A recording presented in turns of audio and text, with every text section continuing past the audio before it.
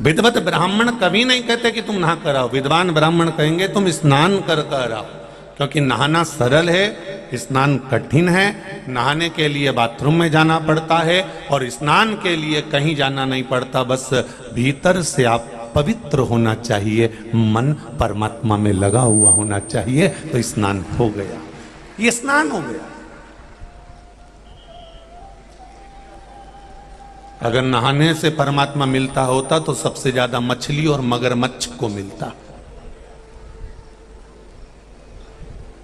क्योंकि वही दोनों पानी में सबसे ज्यादा रहते हैं, तो उनको भगवान जल्दी मिल जाते।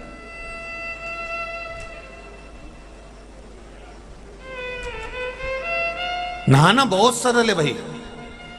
आप बाथरूम में गए, आप नदी में कूद गए, आप बावड़ी में कूद गए और नहा लिए।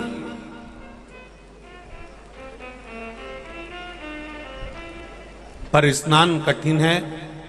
स्नान का मतलब होता है कि जितनी देर आप बैठे हो, पूजन करने बैठने से पहले कम से कम पहले स्नान करिए। स्नान का मतलब होता है कि संपूर्ण वस्तुओं का हृदय से त्याग कर कर परमात्मा के चरणों में ये मस्तक को नवा देना और परमात्मा को अपने भीतर उतार लेना, ये स्नान है। इससे हमारे अंदर की आत्मा का स्नान हो जाता है, ये भीतर का स्नान। भगवान को आप लोगों ने हाथ उठाया कि हम भगवान नहलाते हैं, अपनी क्या सामर्थ्यता है कि अपन भगवान को नहला लें? वो तो क्षीर सागर में पहले से बैठा हुआ है, तुम्हारे नहलाने का इंतजार नहीं करता। हम जब भगवान को नहलाते हैं, भगवान को स्नान कराते हैं, उस समय पर हम भगवान को स्नान नहीं करा रहे होते हैं। भगवान को नहलाते समय, भगवान को स्नान कराते समय हम अपनी आत्मा को स्नान करा रहे होते हैं कि मैंने भगवान का मुंह धो दिया, मैंने भगवान का स्नान करा दिया, मैंने भगवान का कपड़ा पहना दिया, मैंने भगवान का श्रृंगार कर दिया। भगवान का श्रृंगार करते हैं तो ये आत्मा का श्रृंगार होता है। भगवान का स्नान कराते हैं तो ये आत्मा का स्नान होता है। भगवान को फूल चढ़ाते हैं तो आत्मा को फूल चढ़ाना होता है। हम अपना श्रृंगार कर रहे हैं, हम अपने चित्त का, अपने मन का, अपनी बुद्धि का, अपने हृदय का श्रृंगार कर रहे हैं।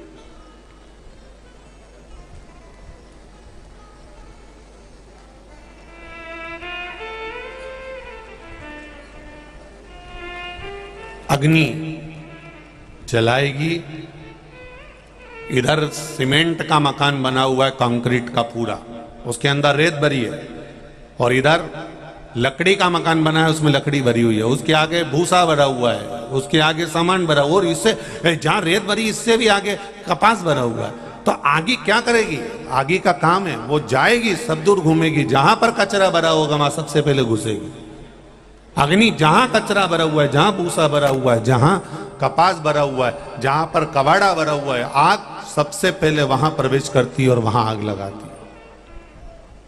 वहां प्रवेश कर कर वहां आग लगाती है। जिसमें रेत भरी होगी, बालू भरी होगी, अग्नि उस बालू में, उस रेत में प्रवेश नहीं करेगी, वो कमरा सेफ रह जाएगा। तो कोई ने पूछा क्यों तुम्हारे घर में आग नहीं लगी, तुम्हारे घर में आग क्यों नहीं लगी? तो उसने कहा आग नहीं लगने का कारण केवल एक है कि आग इसलिए नहीं लगी क्योंकि इसमें रेत भरी हुई थी और यह कंक्रीट का था। उसी तरह ईर्ष्या, काम, लोभ, आसक्ति, वासना, तृष्णा, ये उसी को जला सकती है जिसके भीतर ये कबाड़ा भरा हुआ होता है। लोभ, आसक्ति, वासना, तृष्णा, ये संसार के लोग उसको जला सकते हैं, पर ये आत्मा के अंदर अगर परमात्मा बैठा हुआ है तो इसको कोई जला नहीं सकता, इससे दूर चले जाएगा, आग दूर हो जाएगी।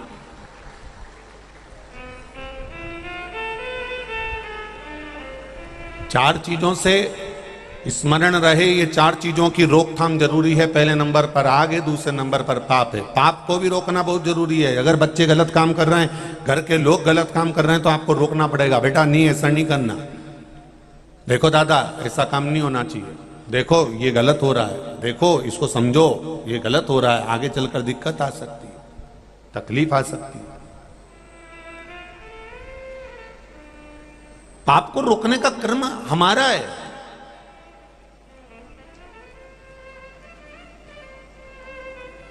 जब ये मनुष्य शरीर को भगवान ने पैदा करा, मानव का शरीर बनाया, मनु शत्रुपा को जन्म दिया, तो ब्रह्मा जी स्वयं स्तुप्त रहकर भगवान शंकर से पूछ रहे थे कि मैंने जंघा से मनु शत्रुपा को प्रकट कर दिया। इस मनु शत्रुपा को मैंने प्रकट करा, तो ये ब्राह्मण है, ये क्षत्रिय है, ये वैश्य है कि ये शूद्र है?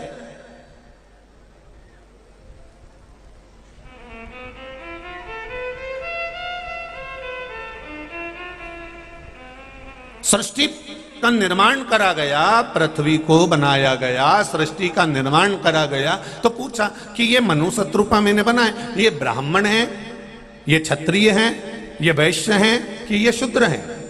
जितने लोग यहां पर बैठे हुए हैं, एक जाजम पर आप लोग बैठे हुए हो, इसमें ब्राह्मण भी होंगे, क्षत्रिय भी होंगे, वैश्य भी होंगे, शूद्र भी होंगे, ऊंची से ऊंची जाति का भी होगा तो नीचे से नीचे जाति का भी होगा। एक जाजम पर बैठे हुए हो, यहाँ कोई भेद का क्रम नहीं है कि तुम कौन हो। जब भगवान ने, ब्रह्मा जी ने सृष्टि बनाई तो मनु शत्रुपा से पूछा कि ये ब्रह्मा जी ने भगवान शिव से पूछा, अब इनको क्या बोलूं? ये मनु शत्रुपा जो भगवान ने प्रथम पुरुष, प्रथम स्त्री का जन्म दिया, उस समय पर नहीं लिखा कि ये ब्राह्मण है, कि ये क्षत्रिय, की वैश्य, की शूद्र है। वो तो संसार के लोगों ने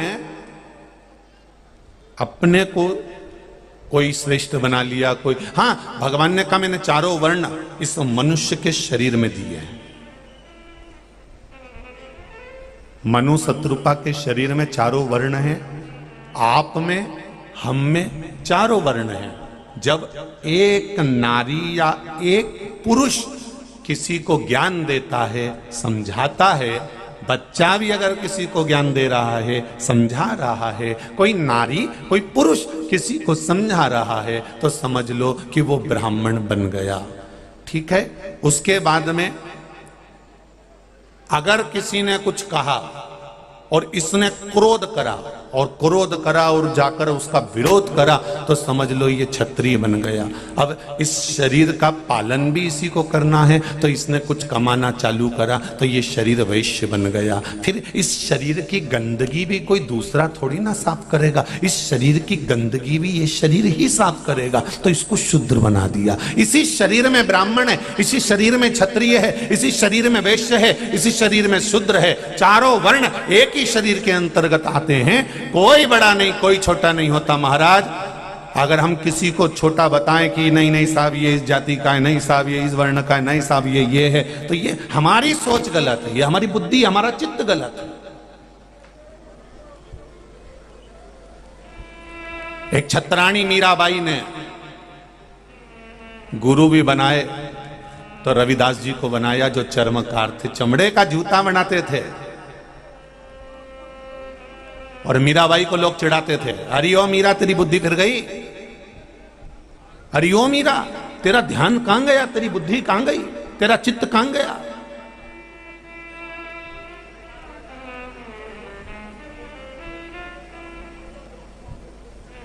मीराबाई ने पूछा क्या हो गया? संसार में गुरुओं की कमी थी?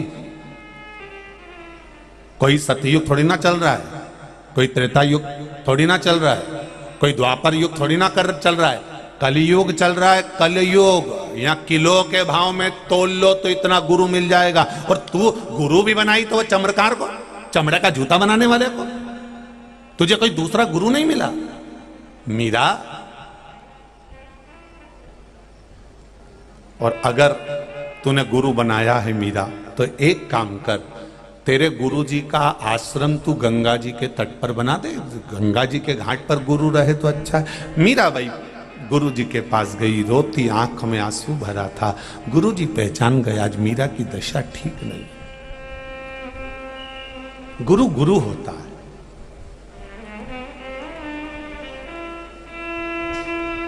संत रविदास जी जैसा कोई गुरु नहीं संसार का। रविदास जी ने मीराबाई की दशा देखकर पूछा क्या हो गया मीरा, तू रो रही है, तेरी आंख में अश्रु है मीरा, क्यों रो रही है?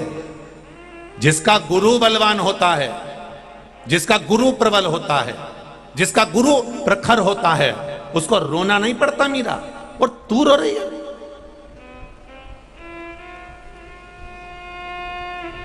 मीराबाई कहती है गुरु जी मैं आपका आश्रम गंगा के घाट पर बनाना चाहती हूं। गुरुजी ने पूछा मैं और गंगा के घाट पर जाऊंगा? हाँ, मैं अगर गंगा के घाट पर जाऊंगा ना मीरा, तो फिर मेरा तुझे गुरु मंत्र देना बेकार हुआ। तो गुरुजी आप गंगा के घाट नहीं जाओगे? नहीं, गुरु गंगा के घाट नहीं जाता मीरा, गंगा गुरु के घाट पर आती है। मीरा ने कहा यह हो नहीं सकता। मीरा, पहले तो आंसू पोंछ ले, पानी पीना है? हाँ गुरुदेव। गुरुजी ने हाथ जोड़ा।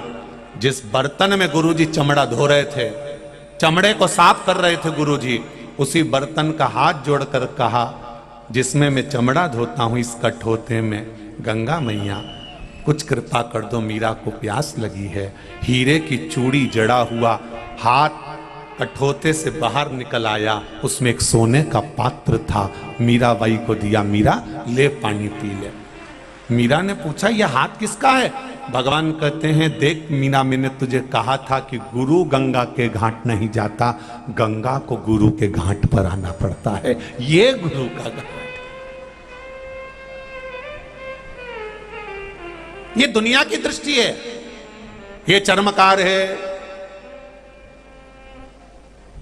चमड़े का जूता बनाते हैं, ये दुनिया की दृष्टि है। तो राजा जनक जी की सभा में अष्टावक्र ऋषि ने क्यों गलत कह दिया? फिर राजाओं की सभा में, क्षत्रियों की सभा में बैठे थे राजा, और अष्टावक्र जी आए जिनकी शरीर 8 जगह से टेढ़ा था, और पूरी सभा जमकर हंस दी, ठाका लगा ली पूरी सभा, अष्टावक्र जी को देखकर हंस दी। और यहां शिव महापुराण की कथा कहती है, विकलांग को, लूले को, लंगड़े को, अंधे को, किसी को देखकर नहीं हंसना, किसी की, भगवान ने उसको क्यों बनाया, क्या कारण है, ये वो जान सकता।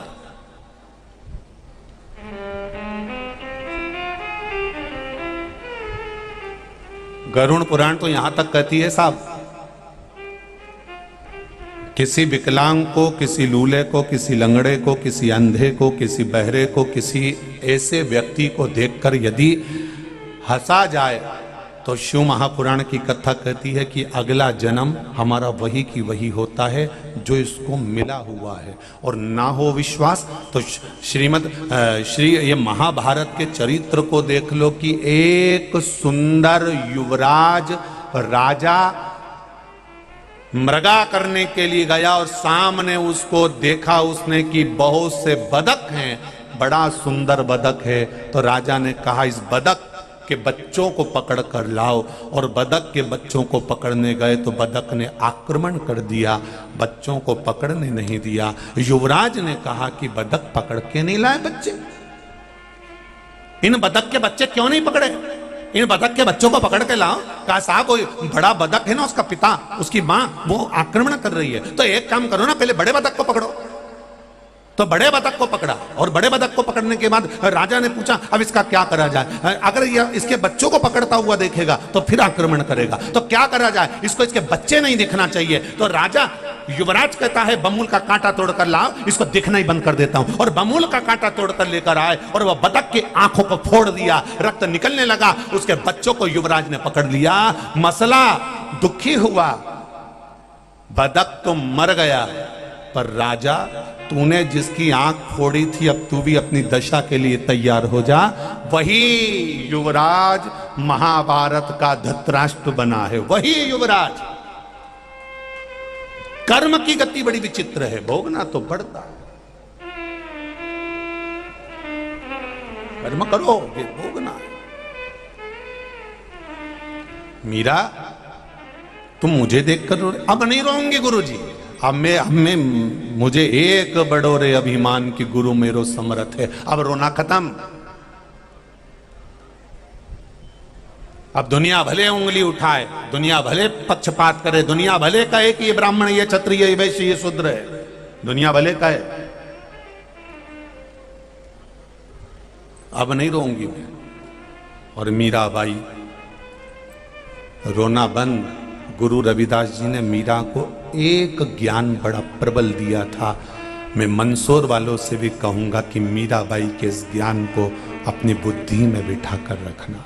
जो रविदास चर्मकार थे, उन्होंने मीराबाई को जो ज्ञान दिया था, वो ज्ञान पूरा मंदसौर क्या पूरा विश्व अपनी बुद्धि में बिठा कर रखे कि महाराज मीराबाई से चर्मकार रविदास जी ने कहा था कि मीरा, बहुत ऊंचे पद पर भी बैठ जाओ और आत्मा से अगर अपन किसी का पाप कर रहे हैं, ये मन से अगर किसी का बुरा चाह रहे हैं, तो ऊंचा बैठना भी बेकार है। मीरा, बहुत ऊंचे पद पर भी बैठकर अगर हम किसी का बुरा करें, ये श्रेष्ठ। तुलसीदास जी ने भी लिखा, ऊंच निवास नीच कर तूती और देख न सकई पराई विभूति। जो रविदास जी ने कहा वो तुलसीदास जी ने भी कहा।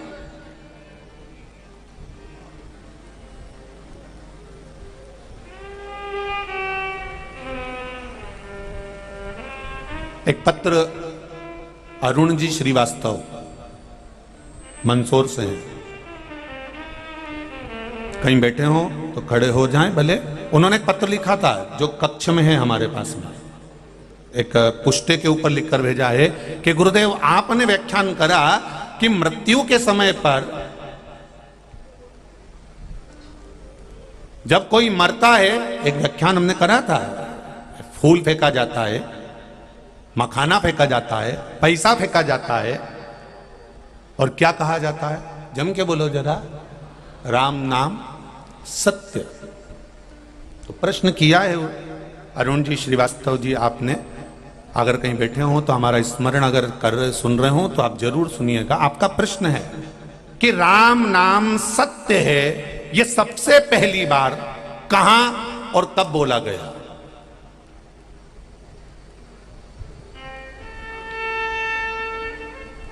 प्रश्न बहुत अच्छा है अरुण जी, आपको नमन करता हूं, मैं आपके प्रश्न को नमन करता हूं। बहुत सुंदर प्रश्न किया। ये सनातन धर्मियों को मालूम पड़ना चाहिए कि राम नाम सत्य पहली बार कब बोला गया था। ये सनातन धर्मियों को मालूम होना चाहिए कि राम नाम सत्य क्यों उच्चारा जाता है, राम नाम सत्य क्यों कहा जाता है। राम नाम सत्य का स्मरण पहली बार कब करा गया था? जब तुलसीदास जी के ऊपर आक्षेप पर आक्षेप लगाए गए, तुलसीदास जी को अपशब्द पर अपशब्द कहा गया, तुलसीदास जी को बुरे बुरे बोल बोले गए, क्योंकि तुलसीदास जी कुछ नहीं करते थे, केवल राम नाम जपा करते थे, राम नाम में डूबे रहते थे, राम नाम का गुणगान किया करते थे, 24 घंटे राम राम राम राम। इतना विश्वास राम के नाम पर हो गया था तुलसीदास जी को कि वो उसके बल पर जीते थे। जैसे शिव कथा सुनने वालों को विश्वास हो गया कि श्री शिवाय नमस्तुभ्यम, मंत्र पर भरोसा हो गया, एक लोटे जल पर भरोसा हो गया, भगवान की अविरल भक्ति पर भरोसा हो गया, अपने पास में बने हुए शंकर मंदिर पर भरोसा हो गया, शिव महापुराण पर भरोसा हो गया। जैसा विश्वास आपका दृढ़ हुआ है, ऐसी तुलसीदास जी का भी विश्वास दृढ़ था। और किस नाम पर था? जम के बोलो जरा, राम नाम। राम राम राम राम राम। विद्वानों ने कह दिया कुछ नहीं रखा राम नाम में। क्या रखा है राम में? ना वेद जानता है, ना पुराण जानता है, ना कोई शास्त्र पढ़े इसने, गंवार की गंवार है, कुछ भी नहीं आता इसको। हाँ, ब्राह्मण भले है पर ना इसको वेद आता है, ना शास्त्र आता है, ना इसको ज्ञान है, ना इसको संस्कृत आए, ना कुछ बोलना आए, इसमें ज्ञान कुछ भी नहीं है, शून्य है, ये गंवार है। इसलिए रामचरितमानस में तुलसीदास जी ने लिखते समय कह दिया था कि मुझे कुछ नहीं आता, मेरी बुद्धि से मैं गंवार, मुझे कुछ नहीं आएगा। विद्वानों ने कहा इसको ना वेद आता है ना पुराण आता, बस ब्राह्मण के घर में जन्म ले लिया, ना वेद जाने, ना पुराण जाने, ना शब्द जाने, ना शास्त्र जाने, केवल राम राम राम राम जपने से कुछ होता है? गांव के लोगों ने विरोध करा और विरोध कर कर गांव के लोगों ने, विद्वज्जन ने उसको गांव से बाहर निकाल दिया। तुलसीदास जी की आंखों में जल था। गांव के बाहर अपने 4 बांस के टुकड़ों को उठाकर और एक चटाई को उठाकर तुलसीदास जी गांव के बाहर अपनी कुटिया बनाकर रहने लगे, अपनी कुटिया बनाकर। और जब गांव के बाहर एक कुटिया बनाकर, गांव के बाहर एक छोटी सी कुटिया बनाकर तुलसीदास जी रह रहे हैं, छोटी सी कुटिया बनाकर,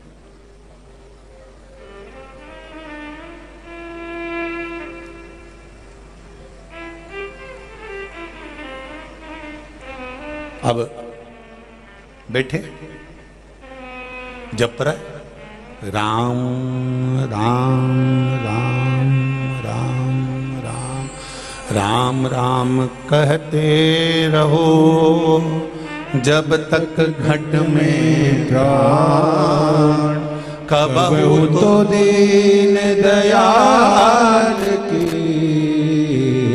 भनक पड़ेगी। विश्वास इसी को कहते हैं जी जी, भरोसा इसको कहते हैं बहन। तुलसीदास जी बैठे थे, सामने कोई नव युवक और नव यौवना दुल्हन दोनों आए और घर गए, और क्या देखा तुलसीदास जी ने, उनकी अभी शादी हुई थी और उसमें पति मर गया। पति मर गया, पति मरा। आप भी अपने परिवार वालों को जरूर सुनाना कि सबसे पहला राम नाम सत्य कब निकला था। पति मर गया, पत्नी रो पड़ी, बिलख पड़ी, आरती की तैयारी हो गई, ले जाने लगे बांध कर। तुलसीदास जी गए थे नहाने के लिए। पहले सती प्रथा चलती थी। कौन सी प्रथा? सती प्रथा। पति अर्थी पर जाता था और उसकी धर्म पत्नी लुगड़ा पहनकर, चुंदड़ी पहनकर, हाथ मौली से बांधकर, हाथ जोड़कर पति की अर्थी के पीछे पीछे जाती थी। पति को चिता पर जब लेटाया जाता था तो पत्नी उस चिता पर लेट बैठती थी और पति के शीश को अपनी गोदी में रखकर सती हो जाती थी। आज उसके पति को ले जाया जा रहा है और वो नारी पीछे पीछे जा रही है और लोग चले जा रहे हैं लेकर। कई परिवार वाले रो रहे थे, वो नारी भी रो रही थी। सामने से आ रहे थे तुलसीदास। इस नारी के मन में आ गया कि भले गांव के लोग इसको ढोंगी बोलते हों, अपशब्द कहते हों, ताना देते हों, गाली देते हों, गांव से निकाल दिया, लोग कुछ भी कहते हों, पर है तो ब्राह्मण, ब्राह्मण तो है ना। एक काम करती हूं, इस ब्राह्मण के चरणों को अपने प्राण त्यागने से पहले, जब मैं अपने पति के लिए सती हो रही हूं, तो ब्राह्मण को प्रणाम करने में क्या जाता है, इसको प्रणाम करना।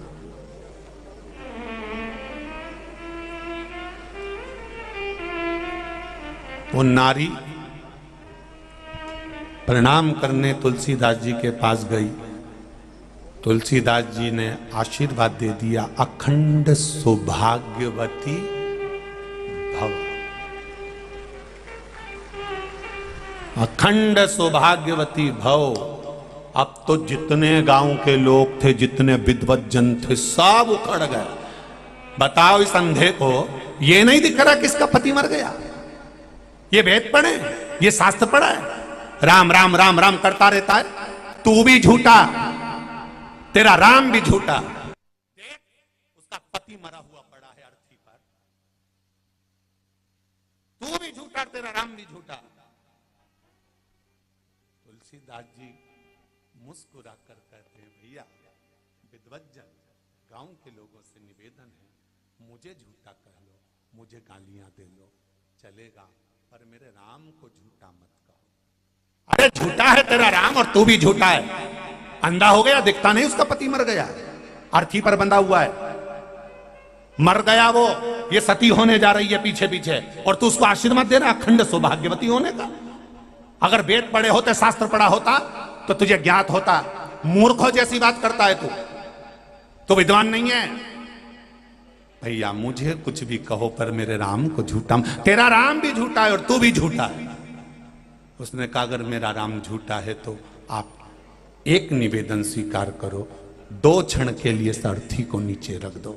2 क्षण के लिए गांव के लोगों ने अर्थी नीचे रखी। तुलसीदास जी उस अर्थी के पास बैठे और राम राम राम राम कहना प्रारंभ करा। राम राम कहना जो प्रारंभ करा तो मुर्दा उठकर बैठ गया। मुर्दा उठकर बैठ गया। तब गांव के लोगों ने और विद्वानों ने कहा, आज समझ में आया कि राम नाम सत्य है। अभी तक तुलसीदास भी झूठे थे और राम का नाम भी झूठा था, पर आज दिख गया कि राम नाम सत्य है। इसीलिए मुर्दे को ले जाते समय बेलपत्री के पेड़ के नीचे थोड़ी देर रोका जाता है, क्योंकि लोगों को यह आज भी लगता है कि तुलसीदास जी ने उस मुर्दे को नीचे रखकर जगा दिया था। तो हो सकता है अभी भी मौका है, शमशान में ले जाने से पहले, उसको चिता पर लेटाने से पहले एक जगह पर नीचे उतार दो। हो सकता है कहीं का संत आ जाए, महात्मा आ जाए और राम राम कहकर इसको जगा दे। इसलिए आज भी नियम है मुर्दे को रखने का। ये तुलसीदास झूठा था, ये राम नाम झूठा था, पर राम नाम सत्य का प्रमाण दे दिया। तब लोगों ने उस दिन से प्रारंभ कर दिया, राम नाम सत्य है और वो सत्य है, इसलिए संसार चल रहा है। आज भी कई लोग कहते हैं संसार बड़ा बुरा है, हम कहते काहे को बुरा है? संसार के बराबर कुछ हुआ? कितना जोरदार है, इससे जोरदार कोई संसार नहीं होगा। कोई कहे कि नी साहब सतयुग अच्छा था, नी साहब त्रेता अच्छा था, नी साहब द्वापर अच्छा था। तो उस समय पर राक्षस नहीं थे क्या? सतयुग में कितना राक्षस था, हिरण्याक्ष, हिरण्यकशिपु, कितना अंधकासुर ने, ये न वो, कितना बड़ा। उसमें भी रावण था, कुंभकर्ण था, मेघनाथ, अक्षय, कितने भरे पड़े हुए थे।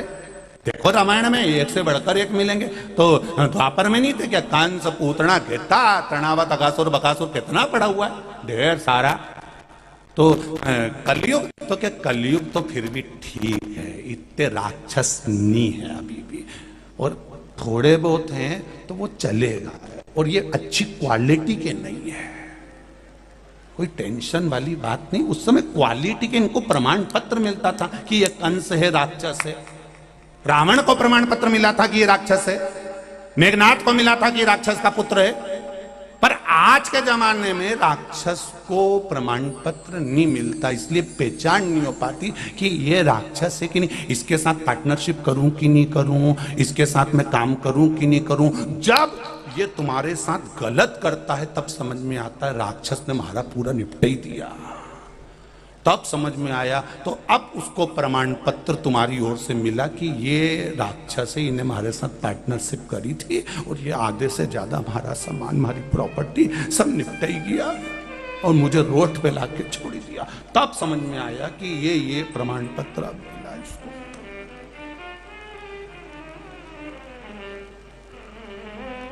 बुरा नहीं,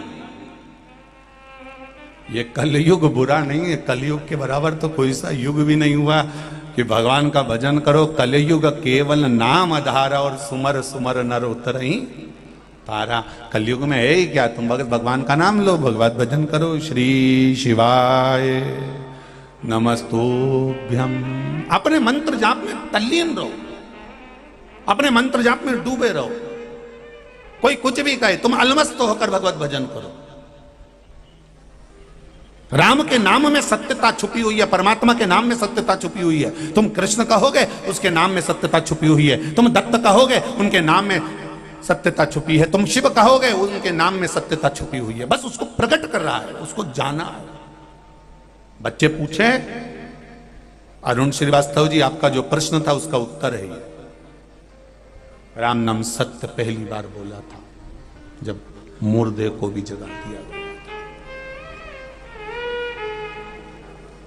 कितना प्रमाण दिया है भारत के संतों ने, उनके बराबर कोई दुनिया में प्रमाण नहीं दे सकता साहब। कोई दुनिया में प्रमाण नहीं दे सकता जो भारत के संतों ने प्रमाण दिया है, उसके बराबर कोई नहीं देगा। नरसिंह मेहता जी से हर बार पूछते थे उनके साथ वाले, क्यों रे नरसिंह, तेरी भाभी तो बहुत गाली दे रहे। नरसिंह के तो भाभी से क्या है, हमारा दादा तो एक नंबर का, हमारा दादा मेरे पक्ष में, बंसीधर मेरा भाई मेरा है।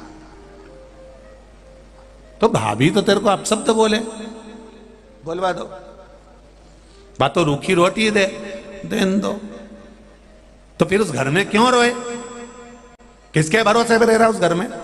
अरे मेरा दादा है नहीं, हमारा भाई बहुत जोरदार है, वो तो मेरा है ना, भाभी का क्या है, वो तो बोलती रहेगी, वो तो अपशब्द कहती रहेगी। नरसिंह मेहता जी बोले भाभी से क्या, भाभी बोले तो बोलने दो, तो थारी भाभी तेरे को गाली दे देन दो, अपशब्द बोले बोलने दो। मारा दादा तो मारा है ना, मारा भाई तो मेरा है ना। बस नरसिंह मेहता के शब्दों को अपने ऊपर उतार कर रख लो। भाभी अपशब्द के, भाभी गाली दे, भाभी रूखी रोटी दे, पर दादा तो अपना है ना। उसी तरह संसार के लोग कुछ भी के, भोलेनाथ तो अपना है ना। बस उसको अपना बना लो। बाकी की आग लगे बस्ती में अपन रियो मस्ती में एकदम चकाचक। भले 1 घंटे तक पेंसिल से लाइन खींचो और डब्बा बदलो, बोले दादा तो अपना है नहीं।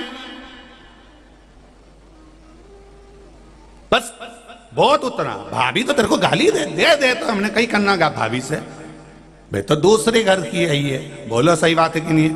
वो तो पराये घर की आई है, तो पराये घर का व्यक्ति तो गाली देगा। जो नहीं समझता होगा वही तो अपशब्द कहेगा। तो थारी भाभी तेरे को रूखी रोटी दे, भले दे, अपने कई मतलब नहीं। दादा तो अपना है नहीं। बस दादा अपना होना चाहिए, हमारा भाई मेरा अपना है। उसी तरह संसार कुछ भी कहे, मेरा भोलेनाथ तो मेरा अपना है। बस वो अपना बना रहेगा तो संसार कहीं पर भी जाए कोई मतलब।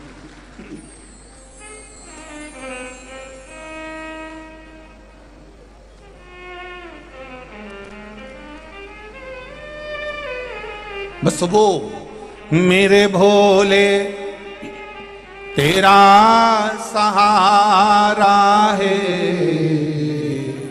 मेरे भोले तेरा सहारा है। मेरी नैया का तू किनारा है, मेरी नैया का तो किनारा है। अगर वो अपना है, वो अगर अपना है तो फिर क्या सोचना। उसको अपना बना लो।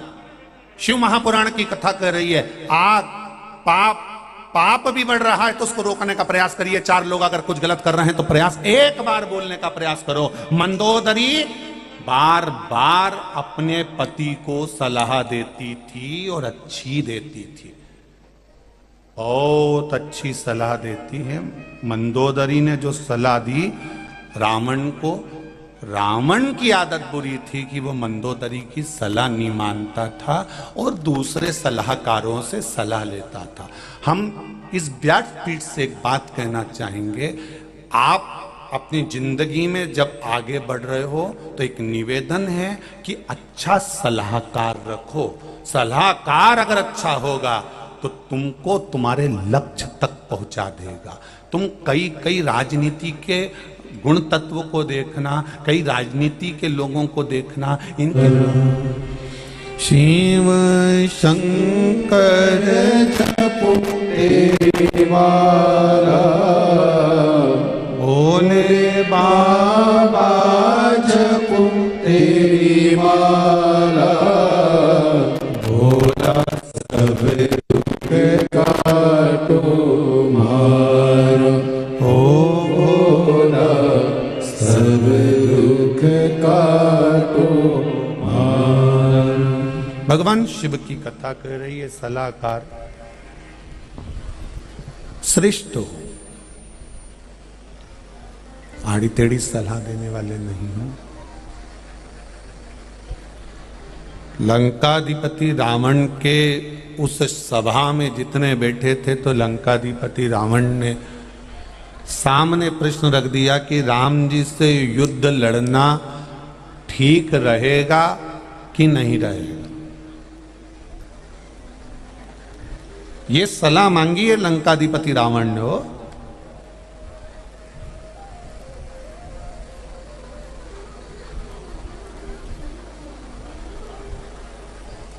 और सारे जितने बैठे थे नहीं। अब ये रावण की बुद्धि कहां चली गई थी? मेरे को तो एक बात समझ में नहीं आए। 10-10 मुंडा था, 10-10 सिर, उसके बाद बुद्धि देखिए कहां गई कि वो सलाह भी किन से ले रिया है जो नशे में धूत है। उन राक्षसों से, उन असुरों से सलाह मांगी जा रही है।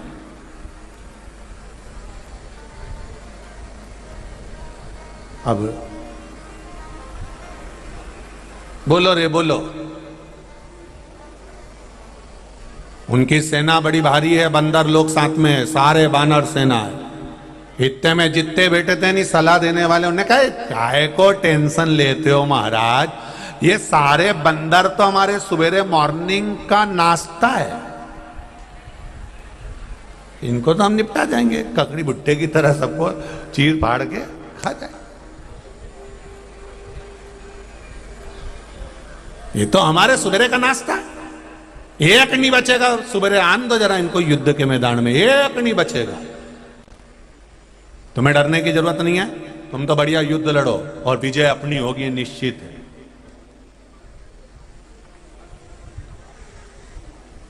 आपको टेंशन लेने की जरूरत नहीं है, विजय निश्चित होगी, ये पक्का है।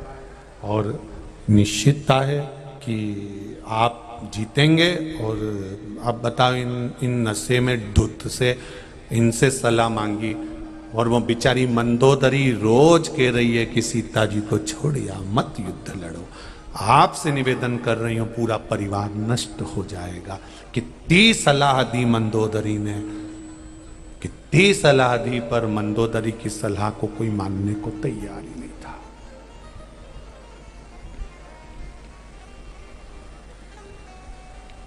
अब एक सलाह रावण ने मांगी और एक सलाह राम जी ने मांगी। कब? जब विभीषण उनके चरणों में आया, सामने कह दिया ये रावण का भाई है, जरूर भेद लेने आया होगा। और ऐसी घड़ी में जब युद्ध चालू हो रहा है और उस समय पर एक दुश्मन का भाई आकर बैठ जाए, दुश्मन का भाई तुम्हारे पास में आ जाए, तो जरा विचार करिए, जितने लोग होंगे ना पहले सोचने में पड़ जाएंगे कि भाई रखें कि नहीं रखें। तो उन्होंने तुरंत उसी समय पर किसी से सलाह नहीं मांगी, उनने हनुमान जी से सलाह मांगी कि अरे तू वहाँ गया था लंका, तो ईमानदारी से बोल कि तू मुझे सलाह दे। तो देखो सलाह भी ली तो किससे ली? अष्ट सिद्धि नवनिधि के दाता, असबर दीन जानकी माता, राम रसायन तुम्हारे पासा, सदा रहो रघुपति के। जिसके पास में अष्ट सिद्धि नवनिधि हो, सलाह उससे मांगी जाए। मांगी सलाह, बोलो हनुमान जी, ये विभीषण आया है, रावण का भाई है, क्या करना चाहिए? हनुमान जी ने कहा बिल्कुल प्रभु, सब मना कर रहे हैं, पर ये दास कह रहा है रख लो, आज नहीं तो कल काम जरूर आएगा। और आया, जब बार बार शीश कटकर गिरे रावण के, वो खड़ा की खड़ा रहा। तब आखिरी में हनुमान जी ने विभीषण से कहा कि अब बता कि क्या करना चाहिए। तो उन्हें कहा कहीं नहीं कि नाभि में बाण छोड़ दो, ये मर जाएगा। सलाहकार की सही सलाह मिली तो लंका पर जीत हासिल करी।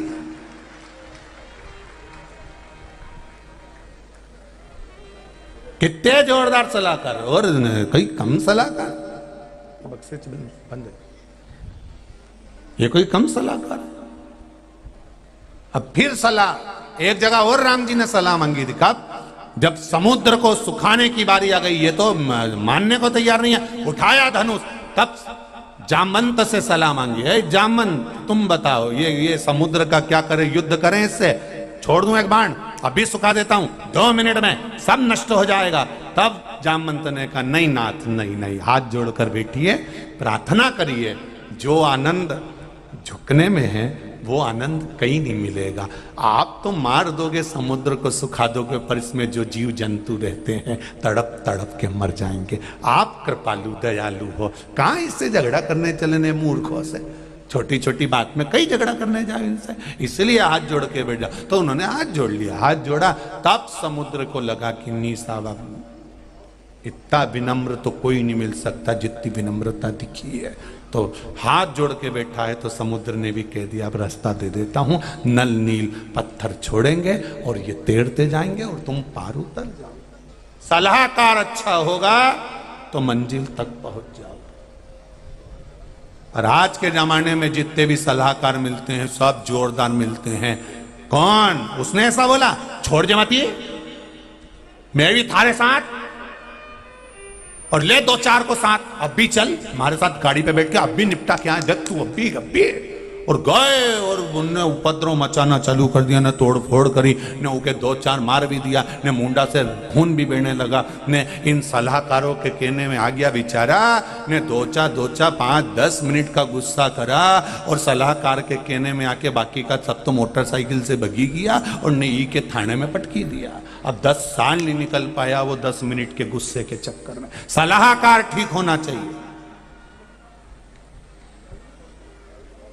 मेरा माताओं से निवेदन है, बहुओं से निवेदन है, बेटियों से निवेदन है, तुम्हें जो सलाह दे रहा है वो श्रेष्ठ होना चाहिए। एक पत्र आया है, पत्र तो बहुत सारे हैं पर पत्रों में भी पत्र देखिए।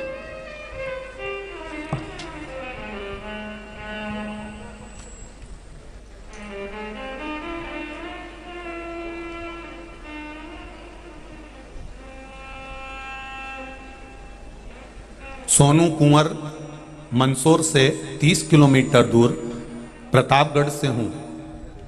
पहले मेरी ईश्वर में बिल्कुल भी आस्था नहीं थी। कहीं बैठे हों तो सोनू कुंवर मंदसौर से कहीं बैठे हों तो हाथ हिलाइएगा, जहां कहीं भी बैठे हों। पहले मेरी ईश्वर में बिल्कुल भी आस्था नहीं थी, लेकिन मेरे पतिदेव के कहने पर मैंने आपकी कथा श्रवण किया। उसके बाद से आज दिन तक आपकी कथा नहीं छोड़ी। सारे काम छोड़कर आपकी कथा लाइव सुनती हूं। आपकी कथा से प्रभावित होकर मेरे धारिया खेड़ी वाले गुरुदेव से दीक्षा भी मैंने ग्रहण कर ली। 7 जुलाई को मैं अपने पतिदेव के साथ कुबेरेश्वर धाम आई थी। अभी 3 महीने भी पूरे नहीं हुए, जीवन में सब कुछ अलौकिक हो रहा है। क्या होता है गुरुदेव? शिव की आराधना से पता नहीं, मेरे जीवन का परिवर्तन हुआ। 10 वर्षों से पतिदेव संविदा में थे, कोर्ट में केस चल रहा था। लोगों ने और भी कहा कि वहां पत्र भेजो, वहां पत्र भेजो, सबने सलाह दी, पर मेरे शंकर पर मुझे विश्वास था। मैंने 1 लोटा जल चढ़ाना प्रारंभ किया, बेलपत्र का शहद वाला प्रयोग करना प्रारंभ करा और गुरुजी लाइन पटरी पर आना प्रारंभ हो गई। अभी 21 सितंबर को पतिदेव परमानेंट नौकरी में लग गए हैं। मैं बाबा को धन्यवाद देने आई हूं। उनका ज्वाइनिंग लेटर भी पीछे लगाया गया है। ये देखिए, ये शिव है, ये शंकर, ये औघड़ी, ये दयालु। एक पत्र एक बेटी ने लिखा है, वो भी देखिए। उस बेटी ने अपना फोटो भी लगाया, जो सीए बनी है और जॉब लगा है जिस बेटी का, उसका पत्र में फोटो भी लगा हुआ है, उसने फोटो भी लगाया। कुसुमलता बघेरवाल, मैं मंदसौर से हूं गुरुदेव। मुझे मेरे बाबा ने बहुत दे दिया, मैं क्या बखान करूं गुरुदेव। आपको सबसे पहले कहीं बैठी हो कुसुमलता बघेरवाल, कहीं बैठी हो तो हाथ हिलाइएगा। जा आप ही हैं?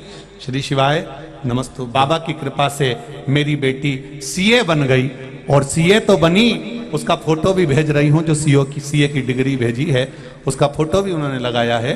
और सीए तो बनी, पर बाबा की कृपा देखिए गुरुदेव कि बाबा ने ऐसे ही सीए बनाकर नहीं छोड़ा।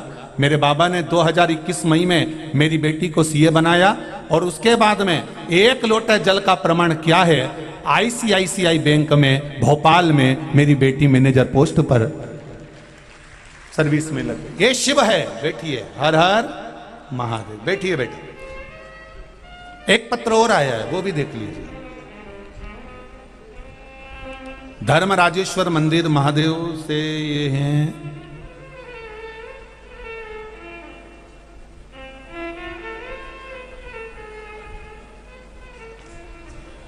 आशुतोष नाम क्या लिखा है?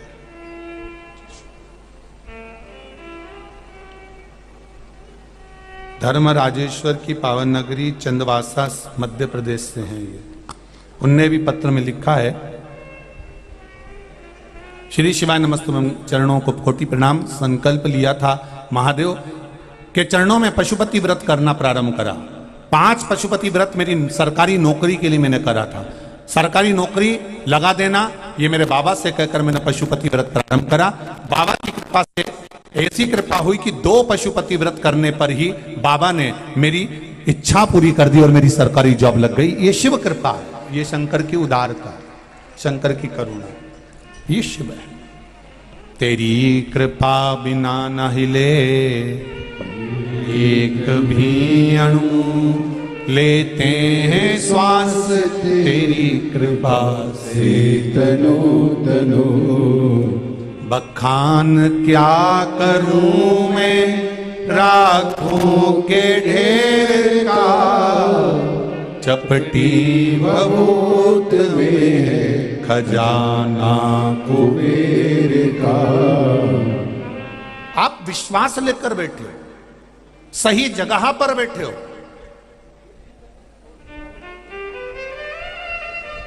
रोड पर चलते फिरते व्यक्ति अगर आपको सलाह दें तो हाथ जोड़ के निवेदन है, वो चलते फिरतों ने रावण को डुबो दिया था, तुम्हें भी डुबो देंगे। इसलिए हो सके तो घर में घर के बुजुर्गों से, माता पिता से, घर के बड़ों से, जिनके भीतर बुद्धि विवेक ज्ञान सब हो। भले घर का जो बुजुर्ग आदमी होता है, बड़ा आदमी होता है, वो भले ज्यादा पढ़ा लिखा नहीं होता पर उसमें उतना अनुभव बहुत होता है। उनका अनुभव इतना होता है कि एक इंजीनियर एक आड़ा टेढ़ा पाइप, उस आड़े टेढ़े पाइप में एक तार को डाल रहा था और वो तार अंदर नहीं जा रहा था। इंजीनियर 6 लगे हुए थे, पीली टोपी सिर पे लगी थी, पर वो तार अंदर नहीं जा रहा था। एक गांव का व्यक्ति वहां से निकल कर जा रहा था। उस गांव के व्यक्ति ने देखा कि इंजीनियर साहब 9 दिन हो गए, वो तार अंदर नहीं जा पा रहा है, परेशान हो रहा है। 9 दिन हो गए इंजीनियर को, 6 इंजीनियर लगे हैं पर तार अंदर नहीं जा रहा, परेशान हो रहे हैं। तो गांव के व्यक्ति ने कहा, इंजीनियर साहब लाओ, मैं अभी इस तार को अंदर डाल देता हूं। एक इंजीनियर को क्रोध आ गया। इंजीनियर ने कहा, बताओ, ये गांव का रहने वाला गंवार, बताओ, खेती बाड़ी में इसका बुद्धि, और ये कह रहा है कि इस पाइप में मैं तार डाल देता हूं, ले डाल के बता। अब वो गांव का व्यक्ति वहां पर पाइप को रखा, घर गया, अलमारी के अंदर एक चूहा भरा पड़ा था, उस चूहे को उठा के लाया, उसकी पूंछ से तार को बांध दिया, उन्हें पाइप में छोड़ दिया, पाइप से चूहा उधर, तार निकल के उधर।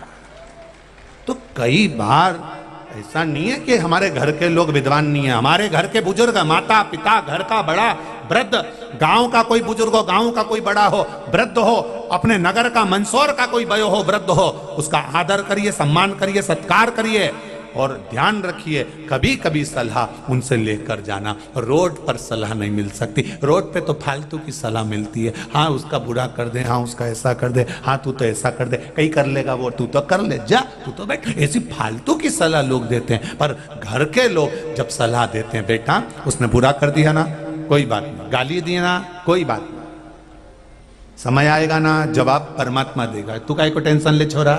घर के लोग सलाह ऐसी देते हैं, अपने नहीं करना। और दोस्त सलाह दे रहा है, फालतू के लोग सलाह देना है, चल हमारे साथ अभी गाड़ी पे बैठा, बिन उठा के तो दम धर के देंगे ना, जोरदार देंगे ना, उठा के ले जाएंगे ना, ये कर देंगे ना, वो कर देंगे। तुम कर तो दोगे, पर 10 मिनट का गुस्सा और 10 साल की सजा दे दे तो क्या मतलब की जिंदगी, क्या मतलब की।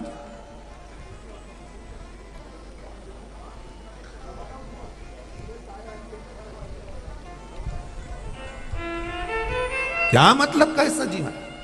सलाहकार अच्छे हों तो पाप नहीं हो सकता। पाप इसको वहीं पर रोकने का प्रयास करो जैसे घर के बड़े लोग रोकते हैं। तीसरे नंबर पर है सांप। सांप आए तो उसको रोकने का प्रयास करो, ज्यादा आगे बढ़ेगा तो ना जाने कितनों को नष्ट कर देगा, उसको रोका जाए। चौथे नंबर पर है रोग, बीमारी। छोटी सी भी अगर बीमारी शरीर में आ गई है तो उसको वहीं पर रोकने का प्रयास करो, वो बढ़ती चली जाएगी तो आखिरी में तकलीफ देती चली जाएगी। मुख में एक छोटा सा भी छाला हो तो पहले भोलेनाथ जी से कहो कि बाबा 8 दिन हो गए, 15 दिन हो गए, छाला समाप्त नहीं हो रहा, आप कृपा कर दो दयालु। बेलपत्री ना खाते हुए शिव जी पे चढ़ा हुआ जल का आचमन करना प्रारंभ कर दो, बाबा संभाल लेना, ठीक होना चाहिए। हम कई लोगों से कई बार कहते हैं कि बेलपत्री खाने से हो सकता है जीवान में छार छार हो जाए, हो सकता है जीवान में तोरापन आ जाए, और रोटी का स्वाद भी कई बार कम हो जाता है। तो निवेदन है कि आपको जरूरी नहीं है कि आप उसको चबा कर खाओ, उसको सुखा कर पीस कर भी आप प्रयोग कर सकते हो। कोई जरूरी है कि उसको गोली बनाकर भी पानी से निगल सकते हो।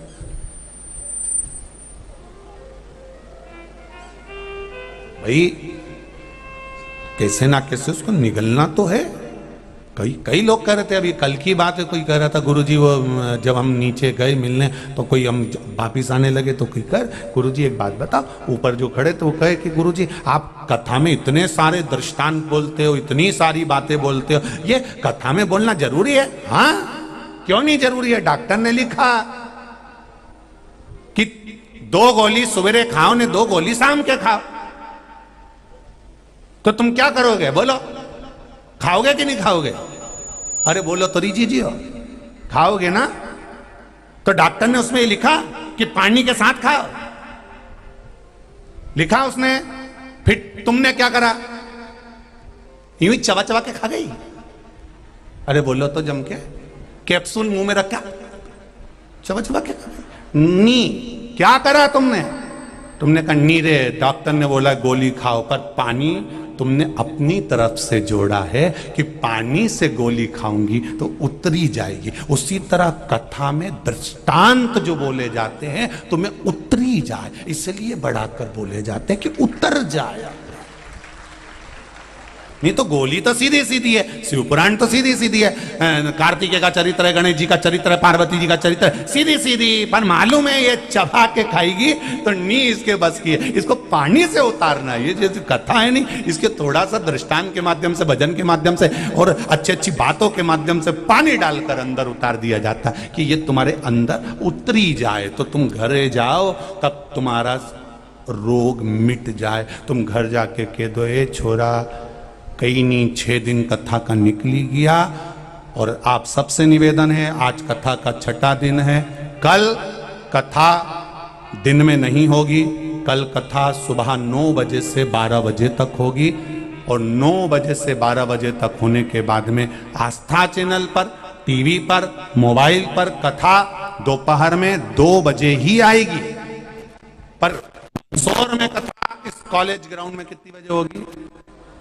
जम के बोलो जीजिए, सुबह 9 बजे से 12 बजे तक होगी। और निवेदन है, कल रविवार का दिन है, परिवार वालों से भी कह देना, देखो रे ये अमृत का जो घड़ा निकला है, इसमें 2 क्षण चलकर उस अमृत के कलश का पान कर लो, नहीं तो बाद में पछताओगे कि कथा हो गई, जा नहीं पाए। कथा हो गई, जा नहीं पाए। मौका मिला है, भगवान ने स्वयं पशुपतिनाथ ने भी कहा कि इनको दुकान से फुर्सत नहीं मिल रही तो आज समापन रविवार का दर दूं। भगवान ने जान करके रविवार को समापन रखा। और पहले भी कथा में कहा, तुम्हारे घर के मेहमान तुम्हारे घर के बच्चों को जब तक रहेंगे 100 रुपया नहीं देंगे, पर मेहमान जब जाने लगेंगे तब तुम्हारे घर के बच्चों को पर्स में से निकाल के 100 रुपए दे के जाते हैं। उसी तरह कथा जब विराम होती है, जाती है, तो महादेव भी कहते हैं अब निकाल के दे, तो समापन कर देता है, ऐसे नहीं देगा वो। तो जितने रह गए, वैसे तो बाबा की कृपा है, खूब घना भरा पड़ा हो तू।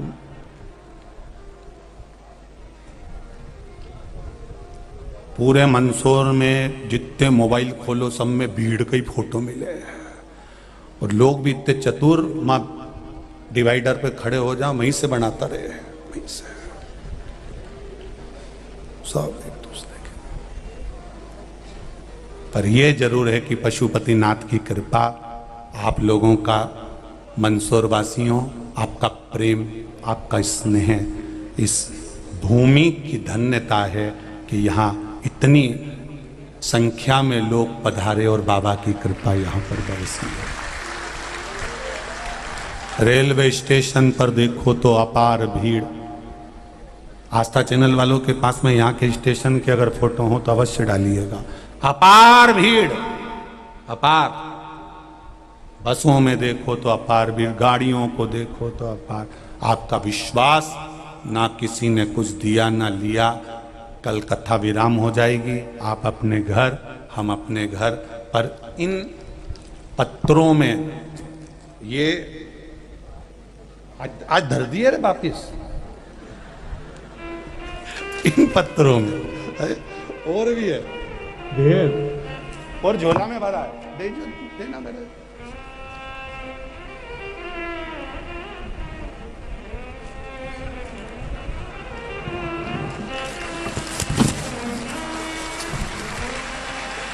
इन पत्रों में केवल मेरे शंकर का विश्वास और कुछ भी नहीं, केवल शिव का विश्वास कि मेरे शंकर ने क्या दिया है। और इतने लोगों में इतने पद से कहें कि तुम पत्र लिखो, जब हमारे पास फुर्सत ही नहीं पढ़ने की, हम पढ़े ये पत्र, उनका स्मरण करें कि श्री शिवाय नमस्तुभ्यं जपे। हम उसका भजन में लीन रहो, तल्लीन रहो। पर मंदसौर की पावन धरा को मैं नमन करता हूं कि यहाँ का विश्वास बड़ा प्रबल है, भरोसा बड़ा दृढ़ है, बहुत विश्वास।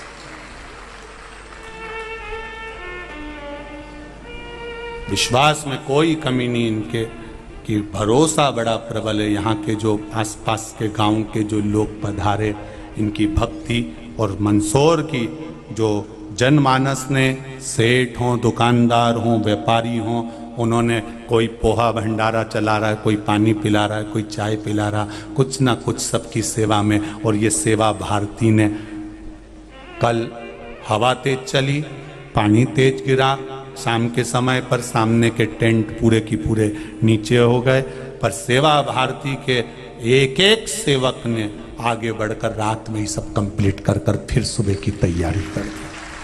क्या कहूँ, यहाँ की बेटियों को, यहाँ के बेटों को बहुत बहुत साधुवाद, धन्यवाद दूंगा। मेरी जीजियों को, मेरी बहनों को। वास्तवता है आपकी भक्ति के आगे सब फीका है साहब, आपके विश्वास और भक्ति के आगे सब फीका है।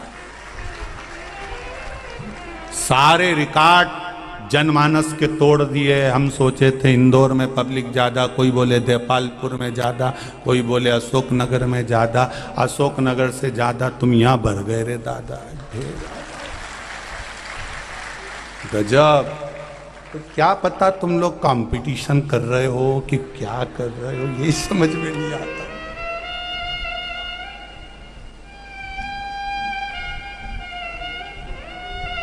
काशी में कथा है 10 तारीख से। इतनी भीड़ देखकर वहां के, अब कल मालूम पड़ेगा कि वहां प्रयास कर रहे हैं। उन लोगों ने पहले तो अनुमति दे दी थी, अब कल मालूम पड़ेगा। भोलेनाथ जी तो वहाँ कुछ वापिस अनुमति को कहने लगे कि भाई देखो आ जाए। तो ये वहाँ पर जो बेचारी एक अकेली लेडीज है, उसके परिवार के लिए वो कथा करवा रही है। मैं तो काशी वालों से ज़रूर कहूँगा कि उसका साथ देकर उसको परमिशन देना चाहिए और 10 तारीख वाली कथा काशी में होना चाहिए। पर आज मालूम पड़ा कि परमिशन नहीं दे रहे हैं, तो फिर मन थोड़ा सा क्षुब्ध हुआ कि वो अकेली बहुत दिन से लगी। जब टेंट लग गया, पंडाल लग गया, तो उसको परमिशन मिलना चाहिए। वो अकेली है करने वाला, उसका पैसा लगा सकती है पर करने वाले तो उसने संभालने के लिए बाउंसर रखे, स्वयं सेवकों से कहा, बजरंगियों से कहा, विश्व हिंदू परिषद, सब बेचारे को बोलकर सबकी मीटिंग लेकर सब तैयारी, पर परमिशन की तकलीफ आने। तो मैं तो काशी वालों से कहूँगा मौका मिला है तो अच्छा है, हो कार्यक्रम। हम तो यही बाबा से निवेदन करें, शिव कृपा, शंकर की उदारता, विश्वास, आग, पाप, सांप, और चौथे नंबर पर है, जम के बोलो जरा, रोग। रोग अगर छोटा सा भी है तो पहले डॉक्टर को दिखाओ, विद्वान डॉक्टर से चर्चा करिए, उससे मिलिए, उससे बात करिए, फिर बाबा के ऊपर छोड़िए। औषधि लेना है, डॉक्टर की दवाई लेना है, खाना है, साथ में बाबा का चढ़ाया हुआ जल प्रसाद अवश्य ग्रहण करें और बाबा से विनय करें। हम ये कभी नहीं कहते कि आप डॉक्टर को ना दिखाओ, दिखाओ, जांच भी कराओ, सारी रिपोर्टें भी लाओ, और साथ में भगवत भजन। एक पत्र आया है जिसमें ये एरन हॉस्पिटल एवं प्रसूति गृह महाराज शास्त्री नगर मेसी नीमच का। अब ये देखिए पत्र को, मेरेखा बगेरवाल, मंसूर नयापुरा रोड, मेरा मोबाइल नंबर ये है, मोबाइल नंबर भी उन्होंने लिखा है। भोलेनाथ के रुद्राक्ष का जल का क्या बखान करूं गुरुदेव। मैं मेरे पापा के बारे में कुछ बताना चाहती हूं। मेरे पापा को अचानक बाथरूम बंद हो गया। नीमच के एरन हॉस्पिटल में उनको जांच कराई गई और जांच कराने के बाद ऑपरेशन का बोला गया। ऑपरेशन की तैयारी के लिए 3 दिन हमने मांगे और हम उस बीच में कुबरेश्वर धाम पहुंच गए। वहां से एक रुद्राक्ष मांग कर लाए, उस रुद्राक्ष को पानी में गलाकर शिव जी को चढ़ाकर उसका जल पिलाना चालू करा। 3 दिन बाद हम वापिस हॉस्पिटल में पहुंचे। 13/7/2022 को वापिस सोनोग्राफी करवाई तो डॉक्टर साहब ने कह दिया अब इनके ऑपरेशन की जरूरत नहीं है, इनकी नड़ी ठीक हो चुकी है। ये रिपोर्ट भी मैं पीछे लगा रही हूं, पीछे रिपोर्ट भी लगाई गई। ये शिव है, ये शंकर है, ये औघड़ी है। ये सारी जांचें, सारी रिपोर्टें उसने लगाई। औघड़ी है वो, दयालु है, दातार है।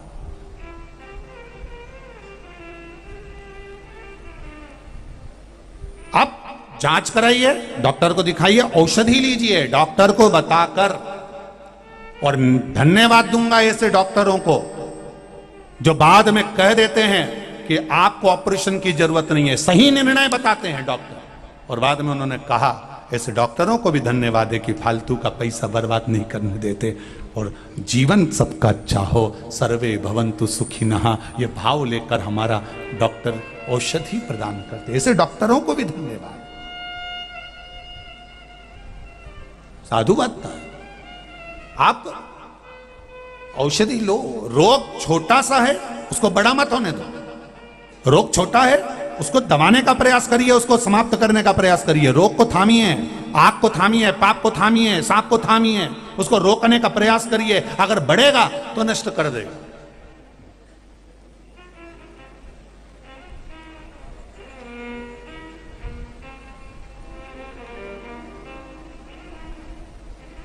पर रोग के लिए भी शिव महापुराण कथा कह रही है कि सलाहकार अच्छा रखना, जिसको बताओ उसको। ये नहीं तो कई निर्णय निकलते हैं साहब, नहीं साहब तुम्हारा पांव में मोच खा गया, मोच खा गया तो मालिश कर दो जम के। हो मालिश करे तो मालूम पड़े बापड़ा ने 14 साल तक नहीं उठी नहीं पड़ा, वो ऐसी मालिश हो गई। नहीं साहब, अगर मोच आया है थोड़ा अपन डॉक्टर को दिखा ले, कोई नस मस तो गड़बड़ नहीं हो गई, एक आध कहीं टूट फूट तो नहीं गई, दिखाए डॉक्टर को। ऐसा नहीं कि नहीं दिखा।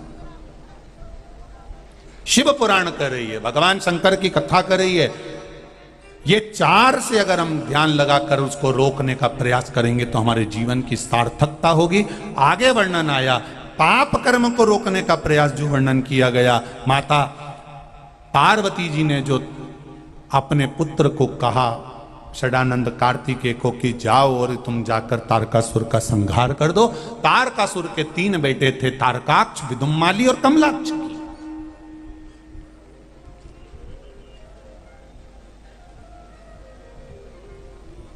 ये 3 बड़े विचित्र हैं। पिता के मरने के बाद इन्होंने देवताओं से लड़ाई करने से पहले तप करा, साधना करी, वर प्राप्त करी।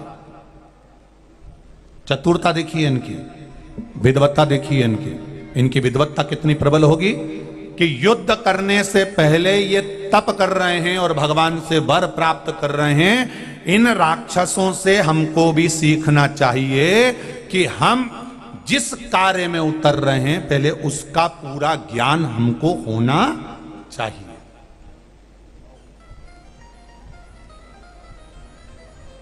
उसका ज्ञान पूरा हमारे पास होना चाहिए। हम जिस कार्य को करना चाह रहे हैं, हम जिस कार्य में उतरना चाह रहे हैं।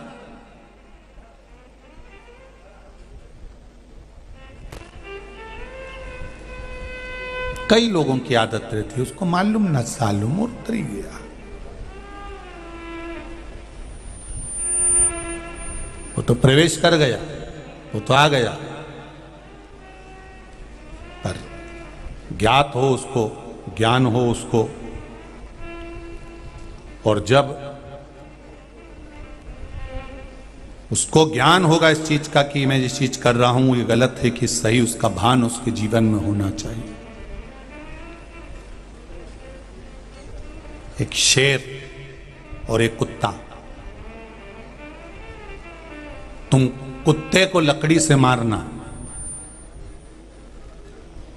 तुम कुत्ते को लकड़ी से मारना, कुत्ता क्या करेगा? तुमने लकड़ी से मारा तो कुत्ता उस लकड़ी को मुंह में भरेगा। बोलो सही है कि गलत है? और उसी लकड़ी से तुम शेर को मारना, शेर लकड़ी को पकड़ेगा? दादा तेरे को निपटा जाएगा।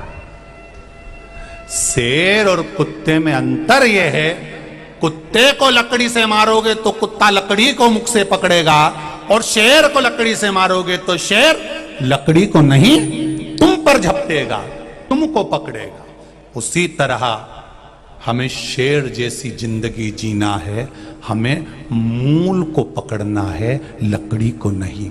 हमें अहंकार, काम, लोभ, वासना, तृष्णा नहीं, हमें शिव के चरणारविंद को पकड़ना है। श्रेष्ठ पकड़िए, श्रेष्ठ। और हम क्या करते हैं? जो श्रेष्ठ है उसी को छोड़ देते हैं। हमने क्या करा जीवन में? जो श्रेष्ठ था उसी को छोड़ दिया, और जो बेकार था, जो किसी काम का नहीं था, उसको पकड़ने का प्रयास करा हमने, जो हमारे काम का भी नहीं रहा। पकड़ा, परिवार, कुटुंब, कबीला, नाता, रिश्ता, ये सब पकड़ा हमने, बहुत ढेर लगाया। पर जो काम का था, भगवान का भजन, जो कीर्तन, स्मरण, जो काम था, उसको छोड़ दिया। कई लोग होते हैं दिन भर दुकान पर बैठकर कमाते हैं। हम उनसे पूछे किसके लिए कमाया? पत्नी बच्चों के लिए, बड़ो हो जाएंगे ये कमा लेंगे, इनकी प्रॉपर्टी बन जाए, इनका घर बन जाए, सब कमाओ, तुम पत्नी और बच्चों के लिए कमाओ। मना नहीं है। शरीर जो करता है वो कर्म, जो व्यक्ति, जैसे आपने 10,000 का सूट पहना, वो शरीर के लिए पहना। आपने 5,000 का बूट पहना, शरीर के लिए पहना। आपने बादाम खाई, शरीर के लिए खाई।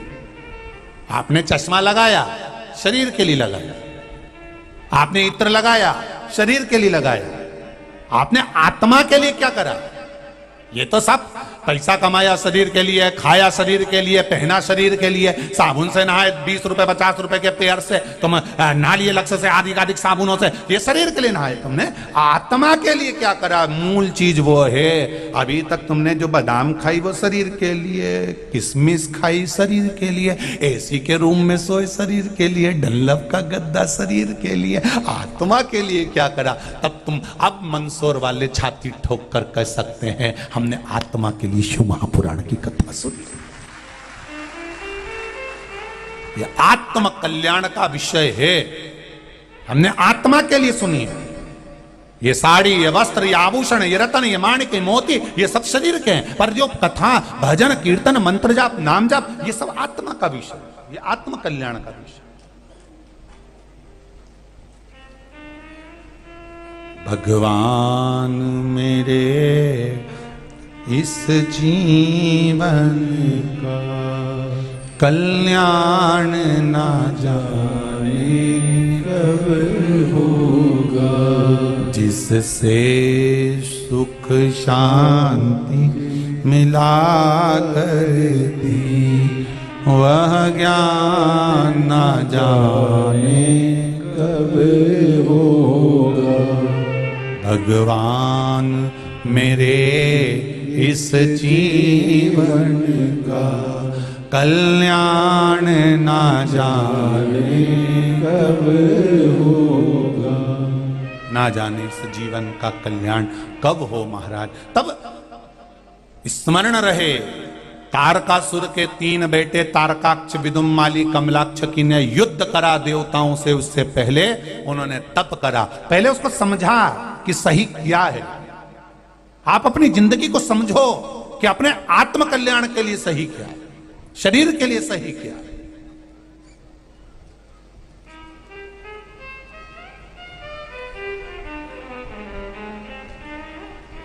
हमने नहीं ढूंढा अपने आत्म कल्याण के लिए, हमने कुछ करा नहीं करा पता नहीं, परंतु यहां अब कह सकते हो कि हमने शिव महापुराण की कथा सुनी। मेरी माताओं से भी निवेदन है, तुम घर में काम करो, चौका चूल्हा जो करना है घर में सब करो, पर माताओं से निवेदन है पानी भी भरो, अंडा भी भरो, मटका भी भरो, सब भरो, पर ये अंदाजे में मत रहना कि साहब मैं मेरे घर का पेट भर रहा हूं, मैं नहीं होऊंगा तो घर का काम ही नहीं पड़ेगा, वो तो मैं करूं तो घर का काम होए। तो जो मैं करे नहीं तो उनसे कह दो कि तुम कहो कि मैं कर रहा हूं तो दुकान चल रही है, मैं कर रहा हूं तो काम हो रहा है, तो इनसे कह दो तुम आधा घंटा मरीज जा, देखें तुम्हारा दुकान चले कि नहीं चले।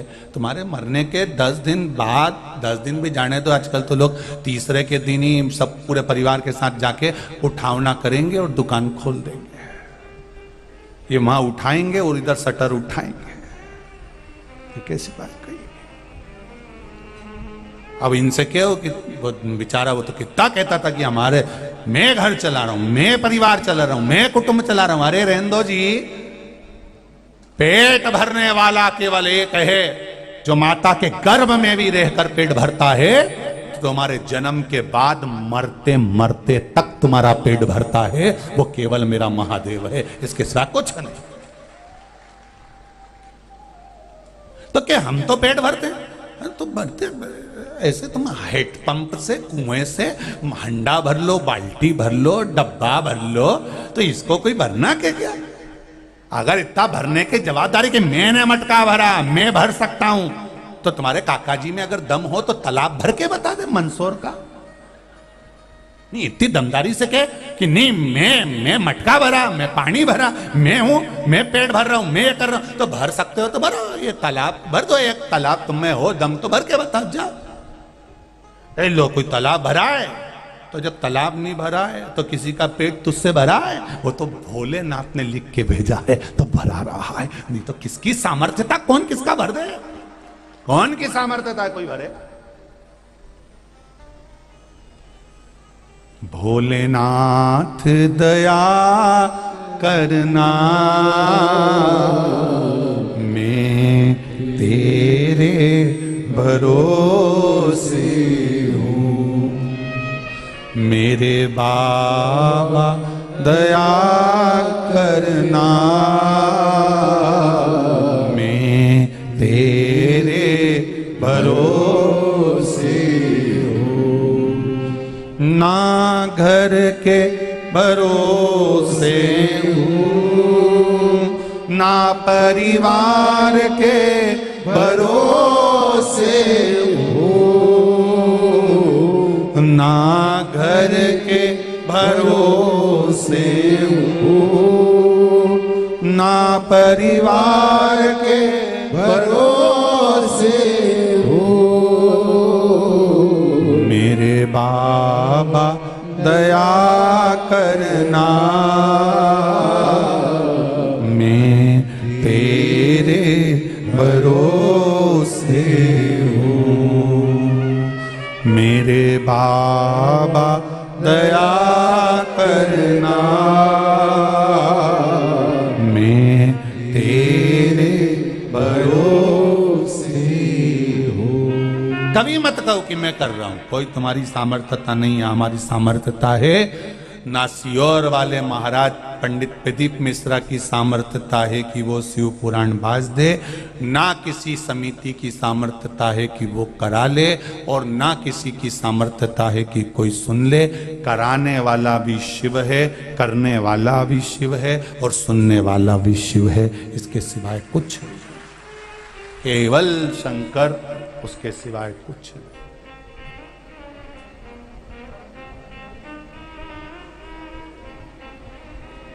कौन सा देगा? समय आया, तीनों ने तप करा, उस तप की प्रधानता में, उस तप की प्रबलता में वर मांगा। ब्रह्मा जी ने कहा मांगो तुम्हें क्या चाहिए। महाराज हम तीनों मरे तो एक साथ मरे, हमारे प्राण छूटा है। मेरे पास में अंबारियां राम से ज्यादा है, मेरे पास में परिवार राम से ज्यादा है, पर मैं राम के सामने आज जमीन पर इसलिए पड़ा हूं क्योंकि मेरा भाई मेरे साथ नहीं है और राम का भाई राम के साथ खड़ा है। बस यही ज्ञान है। सनातन धर्मियों, जितने सनातन धर्म में पैदा हुए हो, इस सनातन धर्म की कथा को आप सेवा भारती के माध्यम से सुन रहे हो, अपने भीतर उतार कर रखना। रावण कहता है कि मेरा भाई मेरे साथ नहीं है इसलिए मुझे मरना पड़ रहा है, और राम का भाई राम के साथ है इसलिए लंका पर राज कर रहा है। जब मेरे भाई सब एक साथ खड़े रहेंगे तो फिर भारत विश्व गुरु बनेगा, ये निश्चित है। भारत फिर विश्व गुरु बनेगा, ये निश्चितता है। बस केवल राम जी के भाई लक्ष्मण साथ थे। तो मुझे मेरा निवेदन इस व्यासपीठ से है कि आपका साथ सनातनियों को चाहिए।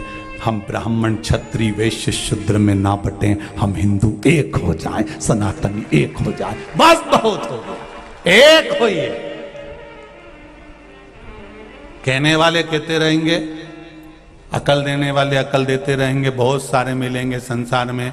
जब तुम अच्छा करने जाओगे तो बहुत पांव खींचा जाएगा। कथा देखी ली होगी तुमने मंदसौर की, ऐसा नहीं है तो संसार में ऐसा नहीं कि कोई तुमको अपशब्द नहीं कहेगा, कोई तुमको कहेगा नहीं। मिलेंगे संसार में सलाहकार मिलेंगे। रावण को सब मिले, मंदोदरी भी मिली थी जिसने ज्ञान दिया। समझ ले रावण सीता जी को वापिस कर दे, नहीं सुना, गलत सलाहकार के चक्कर में पड़ गया और पूरा कुल नष्ट कर दिया। अच्छे सलाहकार ढूंढिए। सत्संग में क्यों जाकर बैठते हैं, शिव महापुराण में क्यों जाकर बैठते हैं, भगवान की कथा में क्यों जाकर बैठते हैं। आज आप लाखों की संख्या में आए हो, रोज 2 लाख 2.5 लाख आते होंगे, आज कम से कम 4 लाख से कम पब्लिक इस कॉलेज ग्राउंड में नहीं होगी। इतनी पब्लिक भरी हुई है बाहर से लेकर अंदर तक। क्यों आए इतनी संख्या में? क्योंकि यहां पर तुम्हें अगर कुछ मिल रहा है तो केवल यहां क्या प्राप्त हो रहा है कि हमारे घर को सुधारने की, परिवार को सुधारने की, राष्ट्र को सुधारने की सलाह अच्छी मिल रही है, इसलिए हम उसको ले लें तो हमारा जीवन सुधर जाएगा।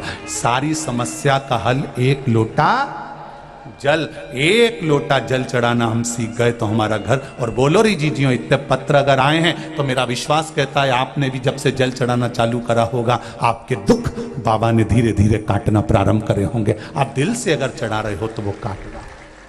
आप पीछे मत हटो। मेरी बेटियां मेरे बेटे एग्जाम देने जाए, परीक्षा देने जाए, दुनिया कितनी भी खिलवाड़ करे, सियोर वाला महाराज पर कितना भी हंसे कि बेलपत्री पर शहद लगाने से कोई पास होता है। तुम अपना कर्म पूरा करना, तुम अपनी पढ़ाई पूरी करना, खूब दिल से पढ़ना, और दिल से पढ़ने के बाद मेरे शंकर को समर्पित कर एक बेलपत्र फिर जाना। सियोर वाला महाराज ने कभी ये नहीं कहा कि केवल बेलपत्री लगाकर जाना। सियोर वाला महाराज हर कथा में कहता है पहले अपना कर्म पूरा करो, और कर्म पूरा कर कर फिर बेलपत्री समर्पित करो। वो तो जिसको बुराई ढूंढना होती है आधा काट कर बेलपत्री का भाव लेकर बताकर चला जाता है। कर्म पूरा करो। गीता भी करिए, शिव पुराण भी करिए। कर्म से जब पूर्ण हो जाओ तब शिव जी पर एक बेलपत्र चढ़ाओ। तो जैसे वो बेटी सीए बन गई, किसी की नौकरी लगी, किसी का काम हुआ, तो मेरा विश्वास कहता है आप परीक्षा तुम दोगे और वो बेलपत्री के रूप में ब्रह्मा विष्णु महेश परीक्षा देना तेरा काम है और रिजल्ट बनाना उसका काम है, फिर वो बना देगा। कर्म पूरा करिए। अब शब्द कहने वाले कहें, ताने देने वाले दें, आप अपनी मस्ती में जिंदगी जियो, अपनी मस्ती में। सियोर वाला महाराज तो 7 दिन कथा करने आया था, ये कल कथा पूरी हो जाएगी, ये चले। जो लोगों के मन में भाव था, और किसी के मन में अगर कोई भाव रहा भी हो, तो इस व्यासपीठ से फिर कहता हूं, खूब अलमस्त होकर जियो मेरी बेटियों, मेरी बहनें, मेरी माताओं।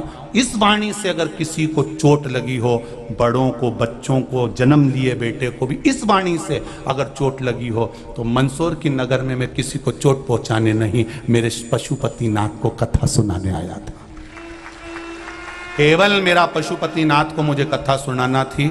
मंदसौर की धरा पर बहुत दिनों से ये आस लगाकर बैठे होंगे, कई माताओं के पत्र हैं, उस पत्र में लिखा है हमने मंदसौर में कथा उसके लिए पशुपति व्रत करे। इनमें कई माताएं ऐसी बैठी हैं जो जिन्होंने केवल व्रत मंदसौर में कथा हो उसके लिए करें। जो माताओं ने मंदसौर में व्रत होने के लिए कथा में व्रत करे हैं, वो माताएं भी इनमें बैठी हुई हैं। और वो माताएं जो केवल ये चाहती थी कि मंदसौर में कथा हो जाए, आपके व्रत की पुण्यता यहाँ सामने आई और ये कथा हो। अगर किसी को ठेस पहुंची हो इस वाणी से, हमें करना क्या है? हम भी यहीं हैं, तुम भी यहीं हो, तुम मंदसौर में, हम सीहोर में, कई अंतर वाली बात नहीं है। अंत समय में यहाँ से छूटेंगे और जब प्राण छूटेंगे तुम भी वहीं मिलोगे, हम भी वहीं मिलेंगे। अंतर इतना होगा, हो सकता है तुम्हारा रास्ता अलग हो, हमारा रास्ता अलग हो। कहीं किसी ने भजन किया होगा तो भजन का रास्ता मिल जाएगा, किसी ने पाप कर्म किया होगा, पाप कर्म का रास्ता मिल जाएगा। पर इस व्यासपीठ से किसी को ठेस पहुंचाएं, ये कभी इस व्यासपीठ का लक्ष्य नहीं है। हाँ, दिल रखो, हृदय रखो, बहुत छोटी सी जिंदगी है। ना जाने मेरे भोलेनाथ ने क्यों मुझे सीहोर में जन्म दे दिया, ये तो वो भोलेनाथ जानता होगा। और ये शिव पुराण पकड़ा दी, वो जानता। हमको तो ये भी नहीं मालूम, हमें नहीं आता कुछ भी नहीं आता। हम तो तुलसीदास जैसे गंवार, हमें कुछ नहीं आता। केवल शंकर का नाम ले लेते हैं और आपके सामने बैठ जाते हैं शिव नाम पर आपकी भक्ति अविरल है जो आप शिव तत्व को जान रहे हो,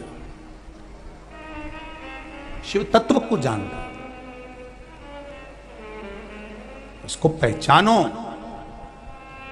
और पहचान गए जिंदगी बन जाएगी। अगर पहचान गए मेरे शंकर को, जान गए तो जीवन सहज हो जाएगा आपका। कुछ नहीं है शंकर, अपने भीतर में जो आत्म कल्याण की बात जाने वही आनंद है। तारकाक्ष, विदुमाली, कमलाक्ष की ने कहा हम तीनों मरे, ऐसा क्रम करिए, वर दे दिया, तथास्तु तीनों चले गए। खूब उपद्रव मचाया, खूब।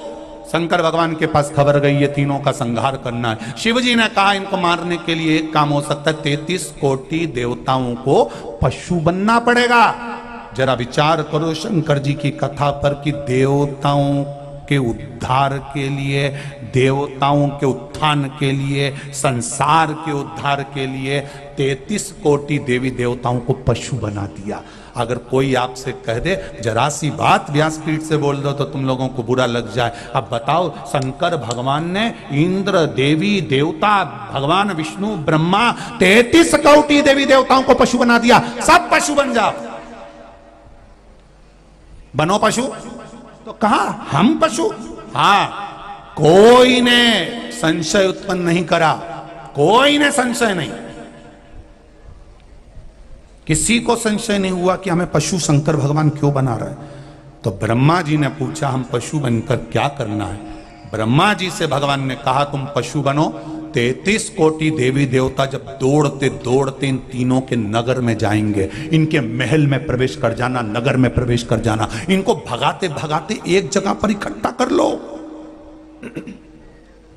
एक जगह जब ये इकट्ठे होंगे, भगवान शंकर कहते हैं मैं नंदी का रूप लेकर आऊंगा, बड़े पशु का रूप लेकर, और तब इनका संहार कर दूंगा। अब पशु बनाया, चाहते तो वहीं पे आंदोलन कर देते कि तुमने ऐसे कैसे हमको पशु बोल दिया, कैसे हमको पशु बना दिया, पर नहीं, वो समझते थे कि शंकर भगवान कभी गलत नहीं कर सकता, मेरा ओघड़दानी कभी गलत नहीं बोल सकता। बनाया पशु, सब भागे। कामलाक्षी की, तारकाक्ष, विदुमाली, तीन को इकट्ठा करा। शंकर भगवान बड़े नंदी का रूप लेकर आए, अपने दोनों सींग कमलाक्ष की तारकाक्ष में दे दिए। विदुमाली पीछे से आ गया, फरसा उठाकर शंकर भगवान का सिर काट दिया। शिव जी का सिर कटा, लुढ़कते लुढ़कते वो नेपाल पहुंच गया, पहुंच गया। आधा धड़ जमीन पर गिर गया, केवल नंदी की पीठ का अग्रभाग ऊपर रहा, बाकी का पूरा शरीर पर्वत में धंस गया, जो केदारनाथ बन गया। शिव जी का जो शीश गिरा वो डोलेश्वर महादेव बन गया। कौन सा महादेव? डोलेश्वर महादेव, वो डोलेश्वर महादेव बन गया। पशु बनकर आए थे भगवान शंकर, इसलिए उनको पशुपतिनाथ भी कहा गया, पशुपतिनाथ भी कहा। पूरी दुनिया में पशुपतिनाथ का मंदिर मेरे मंदसौर नगर की इस पावन धरा पर है। अगर नेपाल के लोग कहते हैं कि हमारे यहाँ भी पशुपतिनाथ है, तो तुम्हारे यहाँ पशुपतिनाथ का मंदिर भले है, पर यहाँ शास्त्र कह रहा है कि शंकर भगवान का जो सिर कटा था वो धड़ केदार बना था, शीश डोलेश्वर महादेव बना था। इसलिए नेपाल में पशुपतिनाथ मंदिर से 18 किलोमीटर की दूरी पर डोलेश्वर महादेव है। शिव जी के शीश का दर्शन वहां होता है, पर पशुपतिनाथ का सही दर्शन करना है तो मेरे मंदसौर नगर में होता है, मेरे मंदसौर की पावन धरा पर होता है। पशुपतिनाथ बन गए भगवान, पशुपतिनाथ।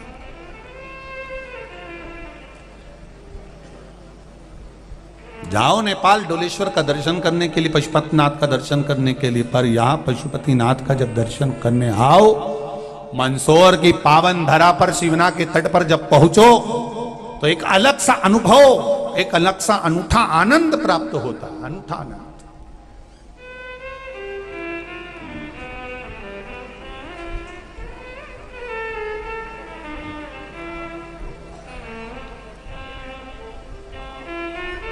एक न्यूज़ चल रही थी, हमने भी देखी, बच्चों ने दिखाई कि एक माता आई थी कोई गांव से दर्शन करने पशुपतिनाथ का, और भीड़ ज़्यादा थी, दर्शन नहीं हो पाया, तो कथा में आके बैठ गई और शंकर जी से कह दिया हमारे दर्शन नहीं हुआ, अब तू जान जे।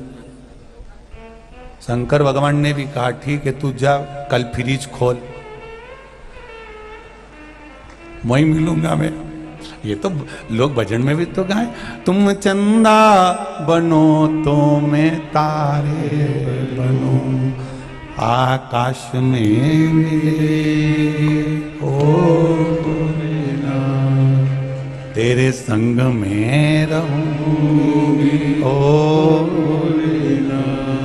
तुम कथा सुनो मैं गाँव में मिलूं, फ्रिज में मिले। तो हमें न्यूज़ बताई बच्चों ने, तो हमने न्यूज़ में देखा कि बाकायदा शंकर भगवान का स्वरूप वहां पर विराज रहा था।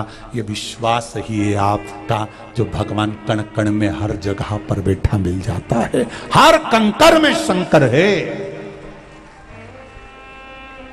प्रत्येक कंकर के अंदर मेरा शंकर समाया।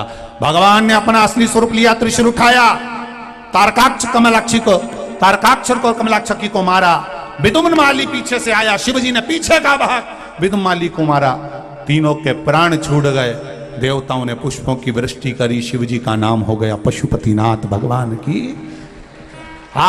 चारों तरफ जय जयकार होने लगा, आनंद समाहित हो गया, चारों तरफ सुख, चारों तरफ सुख हो गया।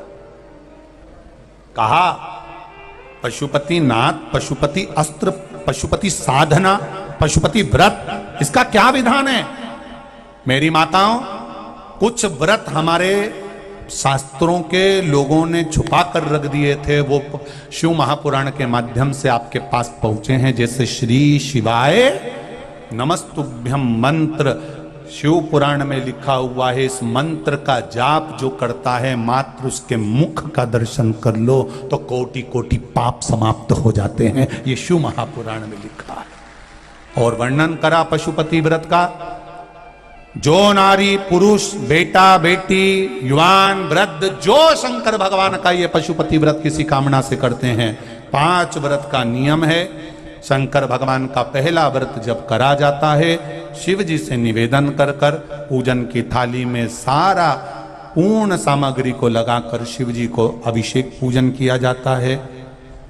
बाबा को दीप आदन से पूजन करी जाती है। पूजन करने के बाद उस थाली को वापस लेकर आया जाता है, घर में रख दिया जाता है। उस थाली को फिर शाम को प्रदोष काल के अंतर्गत शाम के समय पर बाबा के सामने वही थाली, वही पूजा